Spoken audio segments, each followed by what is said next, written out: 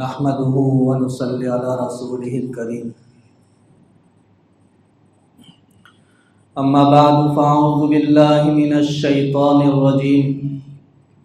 بسم الله الرحمن الرحيم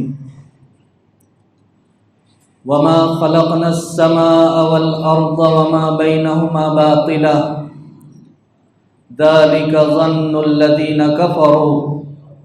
فويل للذين كفروا من النار وقال الله تعالى فلا تقعدوا معهم حتى يخوضوا في حديث غيره إنكم إذا مثلهم وقال النبي صلى الله عليه وسلم نعمتان مغبون فيهما كثير من الناس الصحة والفراغ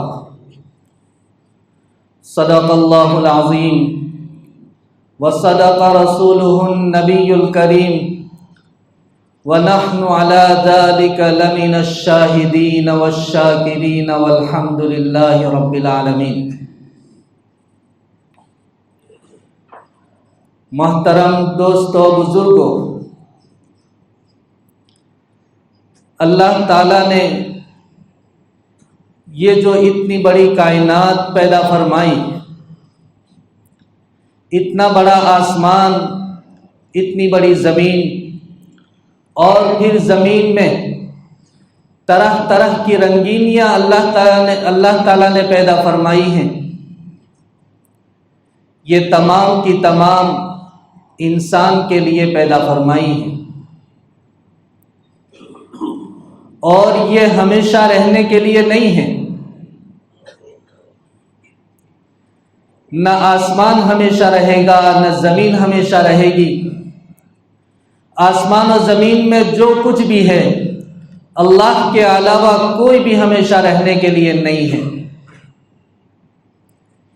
بلکہ ایک وقت آئے گا ساری چیزیں ختم ہو جائے گی، یہ دنیا تہس نہس ہو جائے گی۔ اور یہ صرف مسلمانوں کا عقیدہ نہیں ہے، صرف اسلام کا عقیدہ نہیں ہے، بلکہ دنیا میں جتنے بھی مذاہب پر یقین رکھنے والے لوگ ہیں، خصوصاً آسمانی مذاہب پر یقین رکھنے والے جتنے بھی لوگ ہیں، ان تمام کا یہی عقیدہ ہے۔ یہاں تک کہ جتنے بھی پڑھے لکھے لوگ سمجھے جاتے ہیں، جو آسمان و زمین میں غور و فکر کرتے ہیں، ریسرچ کرتے ہیں، وہ بھی اس حقیقت کو جانتے اور مانتے ہیں۔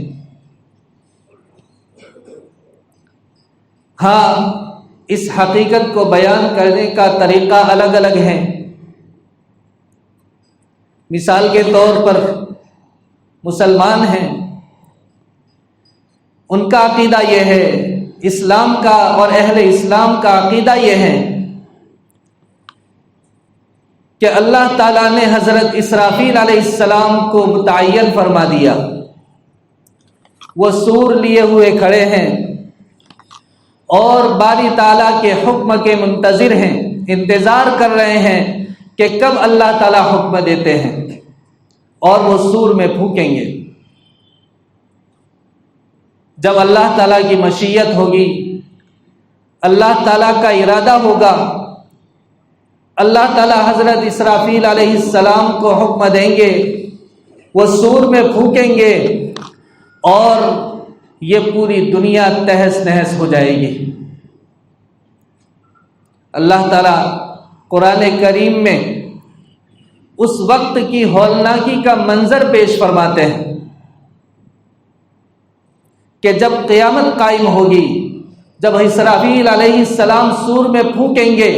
تب کیا حال ہوگا دنیا کا۔ اللہ تعالیٰ فرماتے ہیں اذا الشمس كورت واذا النجوم انقدرت واذا النجوم انقدرت واذا الجبال سيرت واذا العشار عطلت واذا الوحوش حشرت وَإِذَا الْبِحَارُ سُجِّرَتْ وَإِذَا النُّفُوسُ زُوِّجَتْ وَإِذَا الْمَوْءُودَةُ سُئِلَتْ بِأَيِّ ذَنبٍ قُتِلَتْ۔ اللہ تعالیٰ فرماتے ہیں قیامت جب قائم ہوگی تب کیا ہوگا؟ جب سورج بے نور ہو جائے گا، اتنا بڑا سورج کہ جب وہ اپنے آب و تاب کے ساتھ دنیا پر چھا جاتا ہے، جلوہ فگن ہوتا ہے، تب کوئی بھی اس کی طرف آنکھ اٹھا کر نہیں دیکھ سکتا۔ لیکن جب قیامت قائم ہوگی تب یہ اتنا بڑا سورج جو دنیا سے، جو زمین سے کئی گنا بڑا ہے، وہ بھی بے نور ہو جائے گا اور وہ بھی فنا ہو جائے گا، اس پر بھی زوال آ جائے گا۔ ستارے ٹوٹ پھوٹ کر گر پڑیں گے اور پہاڑ روئی کے مانند وہ اڑتے پھریں گے۔ جب پہاڑوں کو چلا دیا جائے گا، یعنی ہواؤں کے دوش پر اڑتے پھریں گے۔ وَتَكُونُ الْجِبَالُ كَالْعِهْنِ الْمَنْفُوشِ، اللہ تعالیٰ فرماتے ہیں یہ پہاڑ دنی ہوئی روئی کے مانند اڑتے پھریں گے۔ آگے فرماتے اللہ تعالیٰ وَإِذَا الْعِشَارُ عُطِّلَتْ، گابن اونٹنیاں جو بہت ہی قیمتی مال سمجھا جاتا ہے، وہ بھی بیکار گھومتی پھرے گی، کوئی بھی اس کو سنبھالنے والا نہیں ہوگا۔ یعنی چاہے کتنا ہی قیمتی مال ہو، انتہائی زیادہ قیمتی مال ہوگا، اس کے باوجود کوئی بھی اس کی طرف نگاہ اٹھانے والا نہیں ہوگا۔ لوگوں پر ایسی ہولناکی طاری ہوگی، لوگوں پر ایسی گھبراہٹ طاری ہوگی کہ کوئی بھی چاہے کتنا ہی قیمتی مال ہوگا، اس کی طرف توجہ کرنے والا نہیں ہوگا۔ اور حیوانوں کا کیا حال ہوگا، جانداروں کا کیا حال ہوگا؟ اللہ تعالیٰ فرماتے ہیں وَإِذَا الْوُحُوشُ حُشِرَتْ وَإِذَا الْبِحَارُ سُجِّرَتْ وَإِذَا النُّفُوسُ زُوِّجَتْ، یعنی وحشی جانور چاہے درندے ہوں، پرندے ہوں یا چرندے ہوں، اڑنے والے جانور ہوں، انسان ہوں، جنات ہوں، تمام کے تمام ایک دوسرے کے پاس آ جائیں گے، جمع ہو جائیں گے اور ایک دوسرے سے تسلی حاصل کرنا چاہیں گے، اور سمندر ابل پڑیں گے۔ یہ ہولناکی ہوگی۔ اللہ تعالیٰ قیامت کے منظر کو پیش فرماتے ہیں۔ کہنے کا مطلب یہ ہے کہ اہل اسلام دنیا کی فنا کو اور دنیا کے تہس نہس ہونے کو، اس کے زوال کو اس طرح بیان کرتے ہیں۔ اور جو لوگ سائنٹسٹ کہے جاتے ہیں، جو آسمان و زمین میں اور گرہوں میں غور و فکر کرتے ہیں، ان کا کہنا یہ ہے کہ جتنے بھی گرہ ہیں ان کے لیے ایک دائرہ متعین ہے، ایک محور ہے، ایک دائرہ ہے، اس دائرے سے وہ باہر نہیں نکل سکتے، اور ان کی رفتار بہت ہی زیادہ مرتب ہے۔ اللہ تعالیٰ نے ان کی رفتار کو متعین کر دیا ہے، اس رفتار سے ذرہ برابر بھی وہ کمی بیشی نہیں کرتے۔ اگر ذرہ برابر بھی کمی بیشی ہو جائے، سائنٹسٹ کا کہنا یہ ہے کہ اگر ذرہ برابر بھی، جیسے سورج ہے، اگر سورج کی گردش میں ذرہ برابر بھی، سیکنڈ کے 1000ویں حصے کے برابر بھی اگر کمی بیشی ہو جائے، اگر زیادہ ہو جائے رفتار، تو پوری دنیا جل کر خاک ہو جائے، کوئی جاندار باقی نہ رہے۔ اور اگر اس کی رفتار میں کمی ہو جائے، سیکنڈ کے 1000ویں حصے کے برابر بھی اگر کمی ہو جائے، تو پوری دنیا منجمد ہو جائے، برف بن جائے، کوئی بھی جاندار باقی نہ رہے۔ لیکن اللہ تعالیٰ نے اس سورج کو، جتنے بھی سیارے ہیں، ان تمام کو اللہ تعالیٰ نے انسان کی خدمت پر مامور فرما دیا ہے، اور ان کی ایک رفتار متعین کر دی ہے۔ اس رفتار سے ذرہ برابر وہ باہر نہیں نکلتے۔ اللہ تعالیٰ فرماتے ہیں لَلشَّمْسُ يَنبَغِي لَهَا أَن تُدْرِكَ الْقَمَرَ وَلَا اللَّيْلُ سَابِقُ النَّهَارِ۔ اللہ تعالیٰ فرماتے ہیں سورج میں یہ مجال نہیں ہے کہ وہ چاند کی رفتار میں، چاند کی گردش میں دخل دے سکے۔ سورج میں یہ طاقت نہیں ہے کہ وہ چاند کو پکڑ سکے، نہ رات میں یہ طاقت ہے کہ وہ دن کے آنے سے پہلے آ جائے، بلکہ اللہ تعالیٰ نے جو ترتیب رکھی ہے، پہلے رات آئے گی، اس کے بعد پھر دن آئے گا، اس کے بعد رات آئے گی، اسی ترتیب پر قیامت تک چلتے رہیں گے، اس سے ذرہ برابر وہ تخلف نہیں کر سکتے۔ تو مطلب یہ ہے، سائنٹسٹ کا کہنا یہ ہے، سائنسدانوں کا کہنا یہ ہے کہ اگر ان کی رفتار میں ذرہ برابر بھی کمی بیشی ہو جائے تو پوری دنیا ختم ہو جائے، تہس نہس ہو جائے اور ٹوٹ پھوٹ کر فنا ہو جائے۔ مطلب یہ کہ ایسا ہونا ممکن ہے، ایسا ہو سکتا ہے۔ تو یہ لوگ اس طرح قیامت کو بیان فرماتے ہیں۔ تو میرے محترم دوستو بزرگوں، یہ انسان بھی ہمیشہ رہنے کے لیے نہیں آیا، اس پر بھی موت طاری ہونے والی ہے۔ کل نفس ذائقۃ الموت، اللہ تعالیٰ فرماتے ہیں ہر نفس کو موت کا مزہ چکھنا ہے، ہر نفس پر موت طاری ہونے والی ہے، ہر انسان پر موت طاری ہونے والی ہے۔ اور یہ جو موت اللہ تعالیٰ نے انسان کے لیے رکھی ہے، یہ اللہ تعالیٰ کی ایک بہت بڑی نعمت ہے۔ اللہ تعالیٰ نے موت کو مقام نعمت میں بیان فرمایا ہے۔ علماء کا کہنا یہ ہے کہ موت کو اللہ تعالیٰ نے مقام نعمت میں انسان کے لیے نعمت کے طور پر بیان فرمایا ہے۔ اللہ تعالیٰ فرماتے ہیں قتل الانسان ما اکفرہ، انسان، اللہ تعالیٰ شکوہ فرماتے ہیں کہ انسان کتنا ناشکرا ہے، اتنی ساری نعمتوں کو استعمال کرتا ہے، اس نے مانگی نہیں، اس کے باوجود اللہ تعالیٰ اس کو نعمت عطا فرماتے ہیں، اس کے باوجود وہ اللہ تعالیٰ کے سامنے بغاوت کر لیتا ہے، اللہ تعالیٰ کے حکم کی نافرمانی کرتا ہے۔ قتل الانسان ما اکفرہ، اللہ تعالیٰ فرماتے ہیں وہ کس برتے پر وہ ہمارا مقابلہ کرتا ہے، ہمارے سامنے بغاوت کرتا ہے، وہ اپنی ابتدا کو تو دیکھے، کس چیز سے اس کو پیدا کیا۔ اللہ تعالیٰ فرماتے ہیں بِأَيِّ شَيْءٍ خَلَقَ، کس چیز سے اللہ تعالیٰ نے اس کو پیدا فرمایا، مِن نُطْفَةٍ، ایک پانی کے قطرے سے،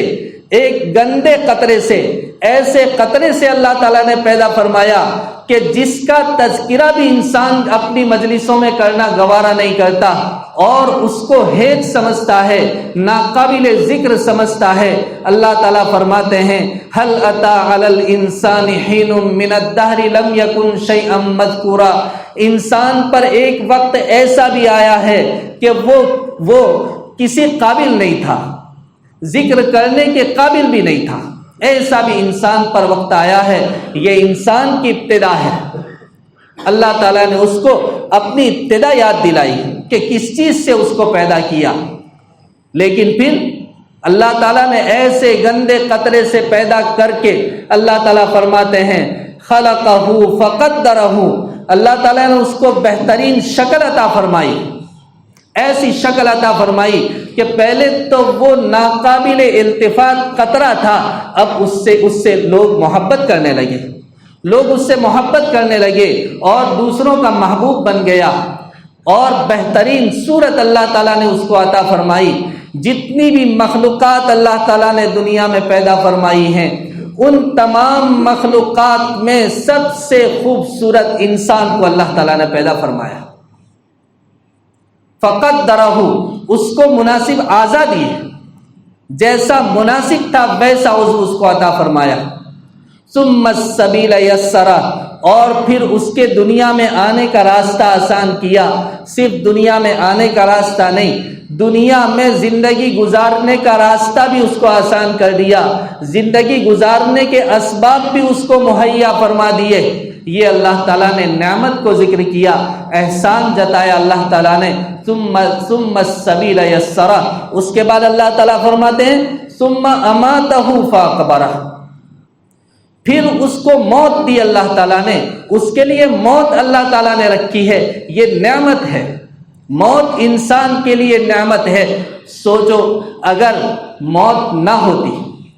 انسان ایک عمر گزارتا ہے اپنی 60 70 80 سال گزارتا ہے، اس کے بعد اس کے اعضاء اور اعضاء کی صلاحیتیں جواب دے جاتی ہیں، نہ ہاتھ پکڑنے کے کام میں آتا ہے، ہاتھ کانپتا ہے پکڑتے ہوئے، زبان اس کی بولتے ہوئے لڑکھڑاتی ہے، سننے کی طاقت اس کی کمزور ہو جاتی ہے، چلنے کی طاقت اس کی کمزور ہو جاتی ہے، حتیٰ کہ ایسا بھی وقت آتا ہے کہ وہ اپنی کمر کو، اپنی پشت کو سیدھی کر کے بیٹھ بھی نہیں سکتا۔ کبھی ایسا بھی ہوتا ہے کہ اس وجہ سے، اس کمزوری کی وجہ سے گھر والے اس کو اپنے اوپر بوجھ سمجھتا ہے، حتیٰ کہ وہ خود بھی اپنے اوپر اپنے آپ کو بوجھ سمجھتا ہے، دعا کرتا ہے اللہ تعالیٰ سے کہ اللہ تعالیٰ مجھے موت دے دے۔ اگر موت نہ رکھی ہوتی تو اس کے اعضاء کہاں تک اس کا ساتھ دیتے اور پھر اس کا کیا حال ہوتا۔ یعنی موت کو اللہ تعالیٰ نے انسان کے لیے نعمت کے طور پر بیان فرمایا، یہ نعمت ہے انسان کے لیے موت۔ اور پھر آگے فرماتے ہیں ثم اماتہ فاقبرہ، اللہ تعالیٰ نے حکم دیا کہ جب مر جائے تو اس کو قبر میں دفن کر دو، اس کی توہین نہ کرو، اس کو کسی کنویں میں مت لٹکاؤ، اس کو آگ میں جلانے کا حکم نہیں دیا، میدان میں پھینکنے کا حکم نہیں دیا، بلکہ اللہ تعالیٰ نے فرمایا احترام کے ساتھ، عزت کے ساتھ اس کو زمین کے اندر دفن کر دو تاکہ اس کی بے حرمتی نہ ہو، اس کی عزت باقی رہے، اس کی بے حرمتی نہ ہو۔ تو اللہ تعالیٰ نے ہر انسان کے لیے موت رکھی ہے۔ نبی اکرم صلی اللہ علیہ وسلم نے اپنی امت کی ایک انداز عمر بیان فرمائی ہے کہ میری امت کی عمر 60 اور 70 سال کے درمیان ہوگی، یعنی 70 سال سے پہلے اکثر انسان دنیا سے چلے جائیں گے، بلکہ نوجوانی میں انسان ہٹا کٹا ہوتا ہے، تندرست ہوتا ہے، وہ اپنے گھر سے نکلتا ہے اور اس کے وہم و گمان میں بھی نہیں ہوتا کہ میرے ساتھ کوئی حادثہ پیش آئے گا، وہ خوش و خرم جاتا ہے اور سوچتا ہے کہ ابھی میں باہر جا کر آ جاؤں گا، لیکن کوئی حادثہ پیش آ جاتا ہے اور اس کے بجائے گھر میں اس کی لاش آتی ہے۔ تو اللہ تعالیٰ نے یہ جو ہمیں زندگی عطا فرمائی ہے، کہنے کا مطلب یہ ہے میرے محترم دوستو بزرگوں کہ اللہ تعالیٰ نے یہ جو زندگی عطا فرمائی ہے وہ بڑی قیمتی زندگی ہے، اس کے لمحات بہت ہی زیادہ قیمتی ہیں، اس کو خیر کے کاموں میں صرف کرنا چاہیے۔ اگر یہاں پر اتنی زیادہ قیمتی ہے یہ زندگی، اگر یہاں پر اگر کسی نے ایک مرتبہ سبحان اللہ کہا، جنت میں اس کے لیے ایک درخت لگ جاتا ہے، جتنی مرتبہ کہے اتنے درخت لگ جاتے ہیں، اتنی زیادہ قیمتی ہے۔ لیکن نبی اکرم صلی اللہ علیہ وسلم نے فرمایا نعمتان مغبون فیہما کثیر من الناس، دو نعمتیں ایسی ہیں کہ اکثر لوگ اس کے بارے میں دھوکہ کھائے ہوئے ہیں، الصحت والفراغ، ایک صحت، تندرستی اللہ تعالیٰ کی بڑی نعمت ہے، نعمت بھی ہے اور امانت بھی ہے۔ جب نعمت ہے تو اس کا شکریہ ادا کرنا چاہیے۔ شکریہ کا مطلب یہ نہیں کہ اللہ تعالیٰ کا شکر ہے ہمیں تندرستی دی، ہمارے ہاتھ پاؤں صحیح سلامت رکھے، نہیں، بلکہ اللہ تعالیٰ نے جو صحت عطا فرمائی ہے، جو صلاحیت عطا فرمائی ہے، جو طاقت عطا فرمائی ہے، اس کو اللہ کے احکام کو ادا کرنے میں خرچ کرے۔ اور نعمت ہے، ساتھ میں یہ امانت بھی ہے، لہذا اس کی حفاظت کی ذمہ داری بھی ہے۔ دوسری چیز اللہ تعالیٰ نے جو دی ہے وہ فراغت ہے، یہ فراغت بہت بڑی نعمت ہے، لیکن انسان اس کو واہیات میں اور لایانی باتوں میں، مجلس بازیوں میں خرچ کر دیتا ہے، مجلسیں لگاتا ہے، اس میں طرح طرح کے خرافات ہوتے ہیں، برائیاں ہوتی ہیں، فحش گوئیاں ہوتی ہیں اس میں، اور اسی طرح کسی کی عزت پر لب کشائی ہوتی ہے، کسی عزت پر ہاتھ ڈالا جاتا ہے، ڈاکہ ڈالا جاتا ہے، اور اس طرح فتنے فساد اسی کے ذریعے پیدا ہوتے ہیں۔ ایک صحابی نبی اکرم صلی اللہ علیہ وسلم کی خدمت میں حاضر ہوئے، عرض کرنے لگے کہ اللہ کے رسول صلی اللہ علیہ وسلم، آپ مجھے کوئی ایسا عمل بتائیے کہ جس کو کر کے میں جنت میں داخل ہو جاؤں۔ نبی اکرم صلی اللہ علیہ وسلم نے فرمایا، اپنی زبان کی طرف اشارہ کر کے فرمایا کہ اس کی حفاظت کرو، اس کو قابو میں رکھو۔ ان صحابی نے پھر سے اپنا سوال دہرایا، نبی اکرم صلی اللہ علیہ وسلم نے فرمایا، پھر سے فرمایا کہ اللہ تم پر رحم کرے، اس کو قابو میں رکھو۔ اس لیے کہ اکثر لوگ اس زبان ہی کی وجہ سے جہنم میں اوندے منہ ڈال دیے جائیں گے۔ لہذا زبان کی بہت ہی زیادہ حفاظت کرنے کی ضرورت ہے۔ جب صبح ہوتی ہے، تمام اعضاء زبان سے درخواست کرتے ہیں کہ تو صحیح رہنا، اگر تو صحیح رہے گی تو ہم سب صحیح رہیں گے۔ نبی اکرم صلی اللہ علیہ وسلم مبارکبادی دیتے ہیں ایسے شخص کو کہ جو فالتو باتوں سے اپنی زبان کو روکے اور فالتو مال کو اللہ کی راہ میں خرچ کرے۔ آج الٹا ہو گیا کہ انسان کی زبان فالتو باتوں سے رکتی تو نہیں ہے، ہاں فالتو مال کو روکے رکھتا ہے، اللہ کی راہ میں خرچ نہیں کرتا۔ تو کہنے کا مطلب یہ ہے کہ اپنی زندگی کی حفاظت کرے اور اس کو قیمتی جانے اور خیر کے کاموں میں خرچ کرے، لاہوتی کاموں میں اور اسی طرح لغو کاموں میں خرچ نہ کرے۔ اللہ تعالی ہمیں عمل کی توفیق عطا فرمائے۔ وآخر دعوانا ان الحمد للہ رب العالمین۔